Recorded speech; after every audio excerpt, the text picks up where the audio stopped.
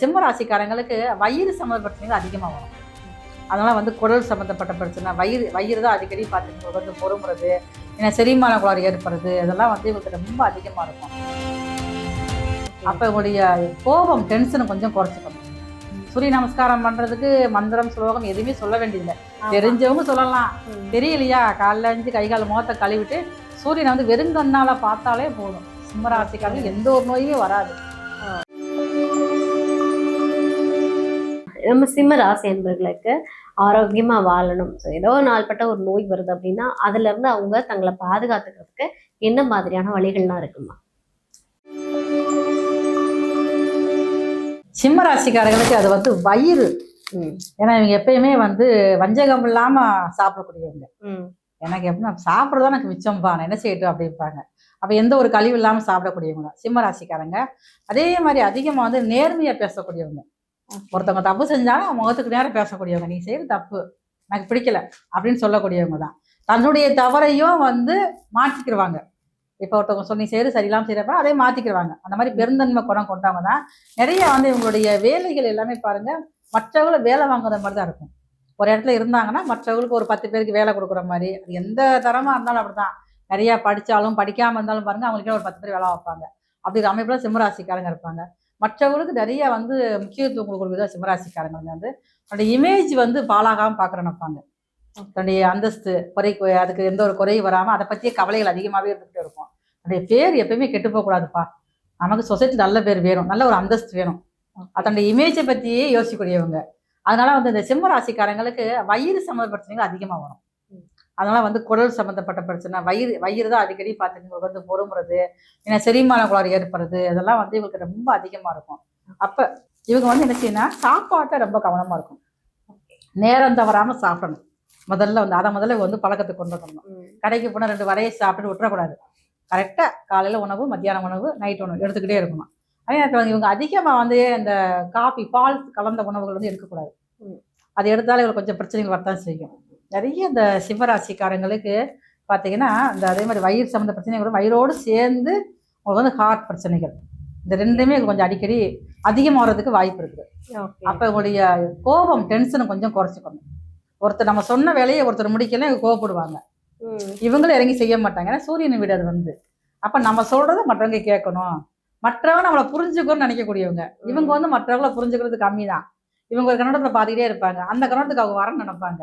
அப்போ இவங்க அதை கொஞ்சம் இறங்கி போய் மற்றவர்களுடைய குணங்களையும் மதித்து அவங்க உணர்வுகளுக்கும் மதிப்பு கொடுக்க முதல்ல பழகிக்கணும். இவங்களால முடிஞ்ச அளவு பாருங்களேன், ஞாயிற்றுக்கிழமை சிவன் வழிபாடு பண்ணணும், ஆதித்ய கிருதயம் படிக்கணும். ஆதித்ய கிருதயம் வந்து தமிழ்லேயும் நிறைய இருக்குது. நம்ம வந்து செல்லில் போட்டால் டிவியில் போகாத படிக்கிறத விட அது புத்தகமாக வாங்கி படிக்கணும். அந்த ஒவ்வொரு ஸ்லோகம் நம்ம சொல்ல சொல்ல நமக்கு உடனே நோய் பிரச்சனைகள் முதல்ல வந்து குறைய ஆரம்பிக்கும். அதுதான் பெரிய பிரச்சனையே வந்து இவங்களுக்கு உண்டான மருத்துவம். ஏன்னா சிம்மராசிக்காரங்களுக்கு பெரும்பாலும் வந்து இயற்கையாக தான் எதுவுமே இருக்க நினைப்பாங்க. அப்போ இவங்களுக்கு உண்டான மருத்துவம்னு பார்த்தீங்கன்னா வந்து உங்களுக்கு வந்து இது மூலிகை சார்ந்த மூலிகை மூலமாக குணப்படுத்தக்கூடிய எல்லாமே இவங்களுக்கு சரியா இருக்கும். இவங்க வந்து காலையிலையும் சாயங்காலம் 2 நேரமே பாருங்க ஒரு அரை மணி நேரமாவது நடக்கணும். கால் வலிக்கு இவங்க நடந்தா தான் நல்லா இருக்கும். இவங்களுக்கு வந்து எந்த ஒரு நோய் தாக்கமும் இவங்களுக்கு வந்து வரவே செய்யாது. இதை வந்து கரெக்டாக வந்து ஃபாலோ பண்ணிக்கிட்டே வரணும். ஞாயிற்றுக்கெல்லாம் போய் சிவபெருமானுக்கு போய் முடிஞ்சா பாலாபிஷேகம் பண்றது, அப்படி இல்லையா அங்க இருக்கக்கூடிய சூரிய பகவானுக்கு 2 நெய் விளக்கு ஏற்றி வழிபாடு செஞ்சுட்டு அங்கேயே உட்காந்து ஆதித்ய கிருதயம் படிச்சுட்டு வரணும். என்னால அப்படி படிக்க முடியல, எனக்கு படிக்க தெரியாதுன்னு சொல்ற நிறைய பேர் இருக்காங்கல்ல, எல்லா மதத்தோடு இருக்காங்களோ அவங்க என்ன செய்யலாம் அப்படின்னா சூரிய நமஸ்காரம் பண்ணலாம். சூரிய நமஸ்காரம் பண்றதுக்கு மந்திரம் ஸ்லோகம் எதுவுமே சொல்ல வேண்டியதில்லை. தெரிஞ்சவங்க சொல்லலாம், தெரியலையா காலைல அஞ்சு கை கால் முகத்தை கழுவிட்டு சூரியனை வந்து வெறுங்கண்ணால பார்த்தாலே போதும். சிம்மராசிக்காரங்க எந்த ஒரு நோயுமே வராது. ரொம்ப அற்புதமா இருக்கும். சிம்மராசி அப்படின்னாலே வந்து ஒரு ஆதிக்கம் நிறைந்த ராசி அப்படின்னு சொல்லுவாங்க.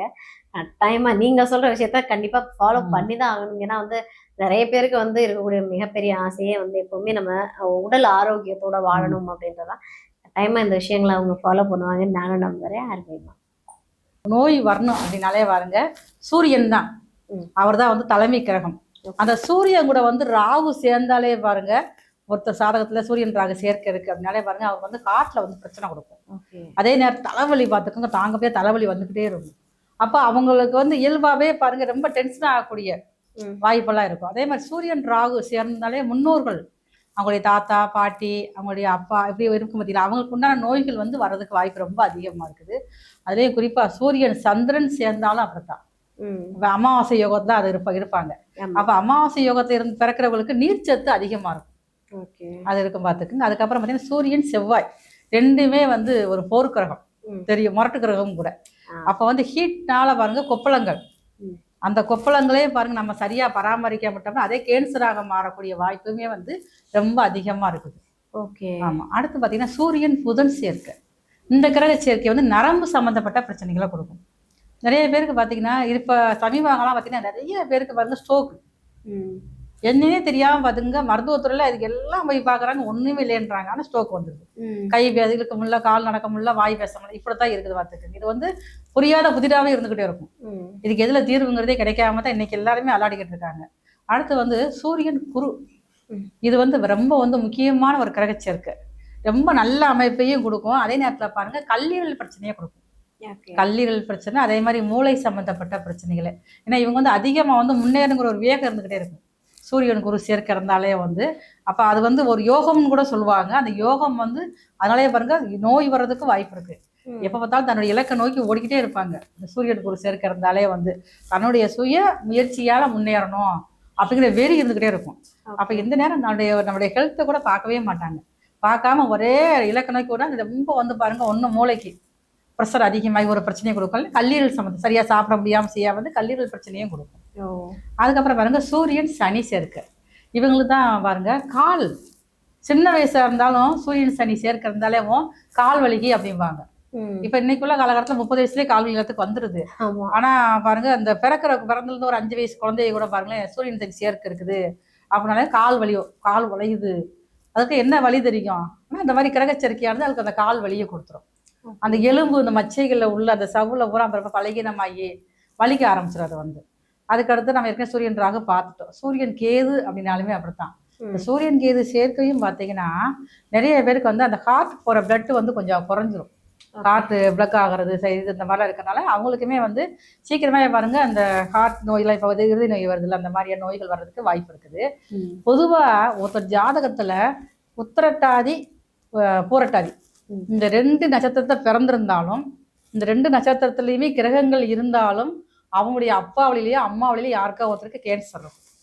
இது வந்து 100 ஜாதகம் வந்து பார்த்து இது வந்து நான் வந்து ஆய்வு செஞ்சது. இது வந்து அதனால அதுக்கு இதுக்குமே நிறைய பாருங்களேன், அவங்களுக்கு யாருக்காவது அந்த நட்சத்திரத்துல வந்து புதன் இருந்தாலும் செவ்வாய் ஏதாவது கிரக சேர்க்கை இருந்தாலும் பாருங்கல்ல, அந்த நட்சத்திரத்திலே பிறந்திருந்தாலும் கேட்டோம்னா ஆமா அப்படின்றாங்க. அதனால வந்து அந்த கேன்சர் அப்படின்னால இந்த 2 நட்சத்திரத்தை முக்கியமா நம்ம எடுத்துக்கிறோம். ஆமா, இது வந்து பெரிய ஒரு ஆபத்தான ஒரு விஷயமா இருக்குது. அப்படி ஒரு விஷயம் இருந்துட்டு அப்படின்னாலே நம்மளுடைய வாழ்க்கை முறையை வந்து மாத்திக்கணும். பாட்பஸ்ட் உணவுகளை வந்து ரொம்ப இதா சாப்பிடுறாங்கல்ல, அதெல்லாம் சாப்பிடக்கூடாது. நல்ல ஒரு பழக்க வழக்கங்கள், காலைல எந்திரிச்சோடனே வந்து வாக்கிங் போறது, சூரிய நமஸ்காரம் பண்றது, லேட்டா எந்திரிக்க கூடாது, லேட்டா தூங்கக்கூடாது. லேட்டா தூங்கினாலே பாருங்க நம்மளுடைய பெட்ரோல் சுரப்பில வந்து சிரட்டான் சுரக்காம போயிரும்ல, அதான் பாருங்க பகல்ல பார்த்தீங்கன்னா அவங்களால ஒரு தூக்கமே இல்லை, ஒரு ஆக்டிவாக இருக்கவே முடியாது. அந்த மாதிரி நம்மளுடைய பழக்க வழக்கங்கள்லாம் மாத்திக்கிட்டாங்கனாலே வந்து அந்த கேன்சர் பிரச்சனைகள் வராம போயிடும். இன்னொன்னு பரம்பரையா வரக்கூடிய நோய் அப்படி ஒரு தாக்கம் இருந்தாலே வந்து நம்ம வந்து சிக்கன் சாப்பிட்றத முதல்ல வந்து அவாய்ட் பண்ணிடணும். மற்றபடி அசைவம் சாப்பிட்டுக்கலாம், அந்த சிக்கன் மட்டும் நம்ம வந்து குறைச்சிக்கிட்டோம்னா அந்த பரம்பரையா வரக்கூடிய நோய்ங்கிறது கொஞ்சம் இதாக குறைஞ்சிடும். அதே மாதிரி ஏதாவது ஒரு வழிபாடு, என்ன மதமாக இருந்தாலும் அந்த மதம் சார்ந்த ஒரு வழிபாடு காலையில 4:30 to 6 பண்ணிடணும். அது இப்ப நிறைய அந்த பழக்க வழக்கம் மாறிடுச்சு. நம்மளுடைய இஷ்டப்படி எந்திரிச்சு ஒரு 8 மணிக்கு செய்து அப்படிலாம் இருக்கக்கூடாது. நம்மளுக்கு ஒரு நோய் வருது, தாத்தாவுக்கு வந்திருக்கு, அடுத்த அப்பாவுக்கு வந்திருக்கு அப்படின்னா நம்ம ஒரு எச்சரிக்கையா எடுத்துக்கணும். அது வந்து சரியா நம்மளுடைய உடல் நலத்தை ஹெல்த்தை பராமரிச்சாலே வந்து எந்த ஒரு நோய் பாதிப்பும் இல்லாம வந்து தப்பிக்க முடியும். சூப்பர்மா, ரொம்ப அழகா அற்புதமா சொல்லிட்டீங்க. இது வந்து நம்மளுடைய நேர்களை பயமுறுத்துறதுக்கான ஒரு விஷயம் இல்லை. கண்டிப்பா இப்ப நீங்க சொல்லும் போது அவங்களுக்கு ஓகே நம்ம எப்படி வாழணும், எப்படி நம்மளை பராமரிச்சுக்கணும் அப்படின்ற ஒரு விஷயம் வந்து கண்டிப்பா இந்த பதிவு மூலமா வந்து ஒரு நல்ல விஷயத்தை தான் நீங்க மக்களுக்காக கொடுத்துட்டு இருக்கீங்க. சூப்பர்மா, நன்றி. நன்றி.